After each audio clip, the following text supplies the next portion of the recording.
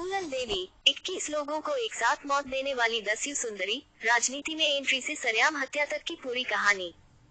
UP, Rajasthan और मध्य प्रदेश के कुछ जिलों में 100 किलोमीटर की परिधि में फैला हुआ एक भूभाग है चंबल। यहाँ की भूमि बीहड़ है जिसमें खेती नहीं की जा सकती है, लेकिन यहाँ दस्यु बहुत होते थे। उनमें से एक नाम फूलन देवी का भी था। 10 अगस्त 1963 को फूलन का जन्म हुआ। 80 के दशक में फूलन देवी के बारे में लोगों को तब खबर हुई जब उन्होंने 14 फरवरी 1981 को कानपुर देहात के बहमई गांव के 21 ठाकुरों को एक लाइन में खड़ा करके गोली मार दी। इसके पीछे फूलन का तर्क था कि इसी गांव के कुछ ठाकुरों ने उनको बंधक बनाकर उनके साथ 3 हफ्तों तक सामूहिक बलात्कार किया था। फूलन देवी का जन्म जालौन जिले के गांव गोरहा का पुरवा में 10 अगस्त 1963 को एक दलित परिवार में हुआ था। उनके पिता का नाम देवी दीन था। उस पर भी दादा की मौत के बाद उनके पिता की जमीन को उनके चाचा ने हड़प लिया। चाचा की बेईमानी का पता चलने पर अपने पिता की दूसरी संतान फूलन वहीं धरने पर बैठ गई और लड़ाई हाथापाई तक आ गई। हालांकि दैनिक भास्कर की खबर के मुताबिक जिस जमीन के लिए फूलन डाकू बनी वो उनकी मौत के बाद भी उनको नहीं मिल सकी। फूलन भी समाज की कई कुरीतियों में से एक बाल विवाह का शिकार 11 साल की उम्र में बनी। जब उनके ही पिता ने नाबालिग फूलन की शादी अधेड़ उम्र के शख्स पुत्तीलाल मल्लाह से कर दी। उनको ससुराल में बहुत प्रताड़ित किया गया और उनके पति का व्यवहार भी उनके लिए ठीक नहीं था।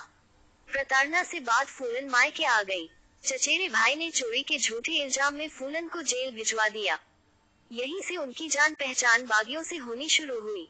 परिवार के दबाव से ससुराल आई फूलन ने अपने पति को छोड़ दिया और वह डाकुओं के गैंग में शामिल हो गई। बताया जाता है कि इस दौरान उनकी उम्र 20 साल रही होगी। ससुराल वालों की प्रताड़ना से तंग होकर दस्यु बनी फूलन की मुसीबतें डाकुओं के गैंग में भी कम नहीं हुई। गिरोह के सरदार ने उनसे जबरदस्ती करने की कोशिश की। फूलन के साथ इस घटना के बाद पूरी गैंग की संवेदना फूलन के प्रति आ गई और इसी बीच विक्रम मल्लाह नाम के एक गैंग मेंबर ने सरदार बाबू गुर्जर का कत्ल कर दिया और खुद गैंग का सरदार बन गया। विक्रम मल्लाह की गैंग में 2 सगे भाई श्री राम और लाला राम ठाकुर भी थे। कहा यही जाता है कि इन दोनों ने बाद में विक्रम मल्लाह की हत्या कर दी और फूलन को अपने गांव बहमई उठा लाए। यहीं पर फूलन के साथ उन्होंने बारी बारी से रेप किया।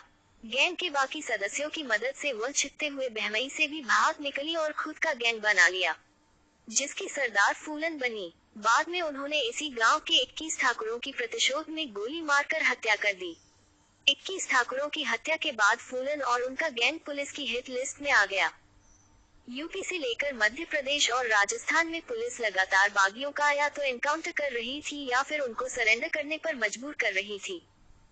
इस सब में केंद्र की इंदिरा गांधी सरकार भी चंबल से दस्युओं को सफाया करने के लिए राज्य सरकारों को हर संभव मदद मुहैया करा रही थी। मध्य प्रदेश पुलिस फूलन के सरेंडर की कोशिश में जुटी हुई थी। सरकार ने पहले भी कई कुख्यात दस्युओं का सरेंडर करा चुके एसपी राजेंद्र चतुर्वेदी को फूलन का सरेंडर करने की कमान सौंपी। इस क्रम में एसपी राजेंद्र चतुर्वेदी ने फूलन की कई शर्तें मान ली और उन्होंने मध्य प्रदेश के तत्कालीन सीएम अर्जुन सिंह के सामने हथियार डाल दिए।